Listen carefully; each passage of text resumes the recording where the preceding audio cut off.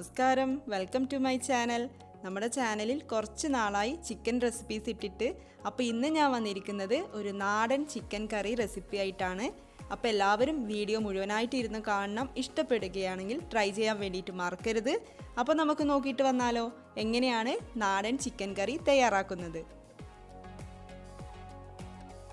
ഈ ഒരു കറിക്ക് വേണ്ടിയിട്ട് നമ്മൾ ആദ്യം ചെയ്യേണ്ടത് ഒരു മസാല പൗഡർ റെഡിയാക്കണം. അപ്പോൾ നമുക്ക് മസാല പൗഡർ റെഡിയാക്കിയാലോ. അതിന് വേണ്ടിയിട്ട് ഒരു കഷ്ണം പട്ട, ഒരു ജാതിക്ക, 5 ഗ്രാമ്പു ചേർക്കാം. അതേപോലെ 5 ഏലക്കായ ചേർക്കണം. ഇത് 1 ടേബിൾ സ്പൂൺ പെരിഞ്ജീരകമാണ്. 2 ടീസ്പൂൺ കുരുമുളക്. ഇതൊക്കെ ചേർത്തിട്ട് നന്നായിട്ട് റോസ്റ്റ് ചെയ്ത് കൊടുക്കാം.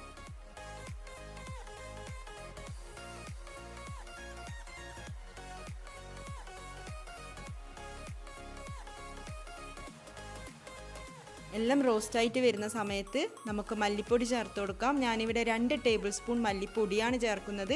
മല്ലി മുഴുവനായിട്ട് ചേർക്കുന്നതാണെങ്കിൽ ഈ സമയം ചേർക്കാൻ പാടില്ല, നേരത്തെ തന്നെ ചേർത്ത് കൊടുക്കണം. എല്ലാം കൂടെ നന്നായിട്ട് ഇങ്ങനെ വഴറ്റിയെടുക്കാം. പിന്നെ മല്ലിപ്പൊടി കരിഞ്ഞു പോവാതിരിക്കാൻ വേണ്ടിയിട്ട് നോക്കണം, ഫ്ലെയിം ഒട്ടും കൂടാൻ പാടില്ല. മല്ലി നന്നായിട്ട് വഴന്ന് വന്നിട്ടുണ്ട്, അതിൻ്റെ റോസ് സ്മെല്ല് മാറിയിട്ടുണ്ട്. ഇനി നമുക്ക് ഫ്ലെയിം ഓഫ് ചെയ്ത് കൊടുത്തിട്ട് 1/4 ടീസ്പൂൺ മഞ്ഞൾപ്പൊടി കൂടി ചേർത്ത് വഴറ്റിയെടുക്കാം.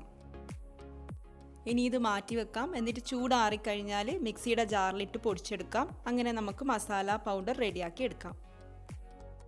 2 ടേബിൾ സ്പൂൺ വെളിച്ചെണ്ണ ഒഴിച്ച് ചൂടാകുമ്പോൾ അതിലേക്ക് 3 പച്ചമുളകും 8 അല്ലി വെളുത്തുള്ളി ചതച്ചതും കൂടെ ചേർത്ത് കൊടുക്കാം.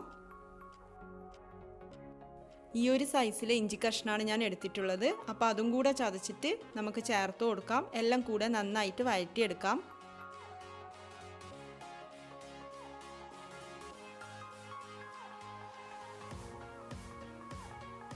ഇനി സവാള ചേർക്കാം. ഒരു സവാള നീളത്തിൽ അരിഞ്ഞതാണ്. അപ്പോൾ സവാള കൂടെ ചേർത്തിട്ട് അതിൻ്റെ കൂടെ പെട്ടെന്ന് വഴന്ന് കിട്ടാൻ വേണ്ടിയിട്ട് ഉപ്പും ചേർത്തിട്ട് നന്നായിട്ട് വഴറ്റിയെടുക്കാം.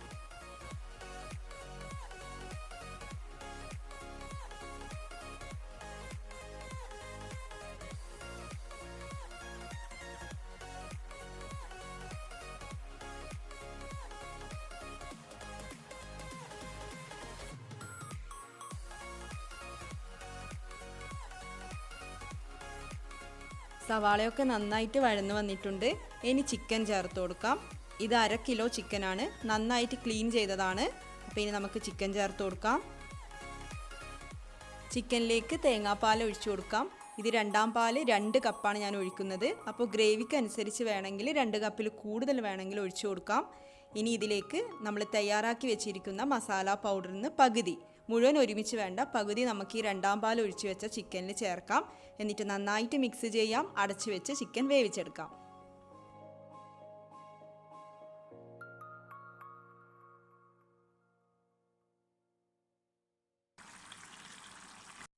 അപ്പോൾ കണ്ടല്ലോ, ചിക്കൻ വെന്തിട്ട് കറി നന്നായിട്ട് തിളക്കുന്നുണ്ട്. ഇനി നമുക്ക് ബാക്കി വന്ന മസാല കൂടെ ചിക്കനിലേക്ക് ചേർത്ത് കൊടുക്കാം. എന്നിട്ട് നന്നായിട്ട് മിക്സ് ചെയ്ത് കൊടുക്കാം.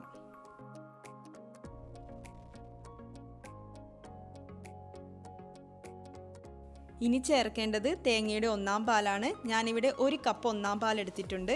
അതിനി കറിയിലേക്ക് ഒഴിച്ചു കൊടുക്കാം.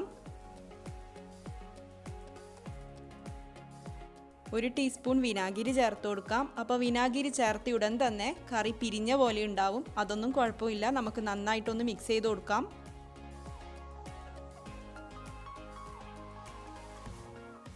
ഒന്നാം പാൽ ഒഴിച്ചിട്ട് ലോ ഫ്ലെയിമിലാണ് വെക്കേണ്ടത്. അപ്പോൾ കറി തിളച്ച് വരുന്നത് കാണുമ്പോൾ തന്നെ നമുക്ക് എടുത്ത് വെക്കാം. എന്നിട്ട് നമുക്ക് കടുക് വറുത്തിടാം. അതിന് വേണ്ടിയിട്ട് ഒരു പാനിലേക്ക് വെളിച്ചെണ്ണ ഒഴിച്ച് ചൂടാകുമ്പോൾ കടുക് ചേർത്ത് കൊടുക്കാം, ഒരു 1/2 ടീസ്പൂൺ. പിന്നെ 3-4 വറ്റൽമുളക് ചേർത്ത് കൊടുക്കാം. ആവശ്യത്തിന് കറിവേപ്പിലയും ചേർത്ത് കൊടുക്കാം.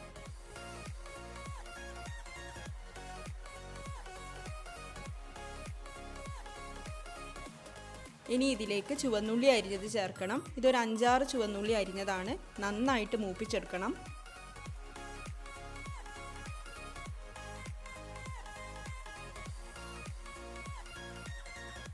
ചുവന്നുള്ളി നന്നായിട്ട് മൂപ്പിച്ചെടുത്തിട്ടുണ്ട്. ഇനി ഇതിലേക്ക് 1/2 ടേബിൾ സ്പൂൺ മുളക് പൊടി ചേർത്ത് കൊടുക്കാം. മുളക് പൊടി ചേർത്തിട്ട് നന്നായിട്ടൊന്ന് വഴറ്റിയെടുക്കണം. അപ്പോൾ മുളക് പൊടി കരിഞ്ഞു പോകാൻ പാടില്ല, അതൊന്ന് ശ്രദ്ധിക്കണം. വേണമെങ്കിൽ ഫ്ലെയിം ഓഫ് ചെയ്ത് കൊടുത്തിട്ടും ചേർത്ത് കൊടുക്കാം.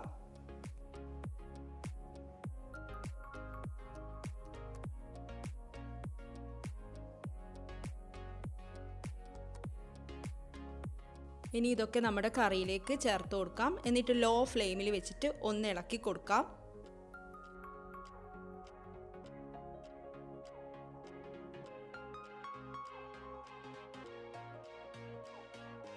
ഉപ്പൊക്കെ പാകാണോ എന്ന് നോക്കണം. അങ്ങനെ നമ്മുടെ നാടൻ കോഴിക്കറി റെഡി ആയിട്ടുണ്ട്. അപ്പോൾ വീഡിയോ കണ്ട് ഇഷ്ടപ്പെടുകയാണെങ്കിൽ ട്രൈ ചെയ്ത് നോക്കാൻ മറക്കരുത്. ട്രൈ ചെയ്ത് നോക്കിയാൽ മാത്രം പോരാ, നിങ്ങളുടെ അഭിപ്രായവും കൂടി അറിയിക്കണം. പിന്നെ ഫോട്ടോസ് ഉണ്ടെങ്കിൽ ഷെയർ ചെയ്യാനും മറക്കരുത്. അപ്പോൾ വീഡിയോ ഇഷ്ടപ്പെട്ടെങ്കിൽ ലൈക്ക് ചെയ്യുക, മറ്റുള്ളവരുമായിട്ട് ഷെയർ ചെയ്യുക. ഇതേപോലെയുള്ള വീഡിയോസിനായിട്ട് ചാനൽ സബ്സ്ക്രൈബ് ചെയ്യാൻ വേണ്ടിയിട്ടും മറക്കരുത്. അടുത്ത ടേസ്റ്റി റെസിപ്പിയുമായിട്ട് അടുത്ത വീഡിയോയിൽ കാണാം. താങ്ക്